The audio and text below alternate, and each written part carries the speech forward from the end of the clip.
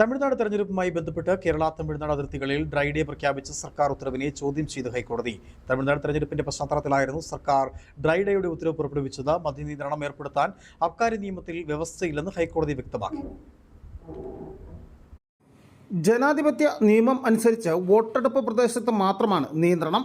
Polling പ്രദേശത്തിന് പുറത്ത് നിയന്ത്രണം ഏർപ്പെടുത്തുവാൻ കമ്മീഷനും അധികാരമില്ലെന്ന് ഹൈക്കോടതി നിരീക്ഷിച്ചു.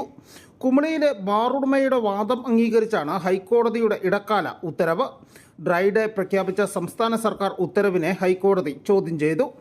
ഏപ്രിൽ 23-ന് നടക്കാനിരിക്കുന്ന തമിഴ്നാട് തെരഞ്ഞെടുപ്പിന് മുന്നോടിയായി കേരള തമിഴ്നാട് അതിർത്തി മേഖലകളിൽ ഡ്രൈ ഡേ പ്രഖ്യാപിച്ച ഉത്തരവാണ് ഹൈക്കോടതി ചോദ്യം ചെയ്തത്.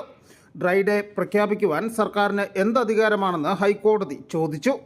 നിയമസാധ്യത ബോധ്യപ്പെടുത്തിയാൽ മാത്രം തീരുമാനം അംഗീകരിക്കാമെന്നും ഹൈക്കോടതി പറഞ്ഞു. സംസ്ഥാന സർക്കാരും തെരഞ്ഞെടുപ്പ് കമ്മീഷനും മറുപടി നൽകണമെന്നും ഹൈക്കോടതി ആവശ്യപ്പെട്ടു. കേരള സർക്കാരിൻ്റെയും തെരഞ്ഞെടുപ്പ് കമ്മീഷൻ്റെയും നടപടിയാണ് ജസ്റ്റിസ് എസ് മനു അധ്യക്ഷനായ അവധിക്കാല ബെഞ്ച് ചോദ്യം ചെയ്തത്.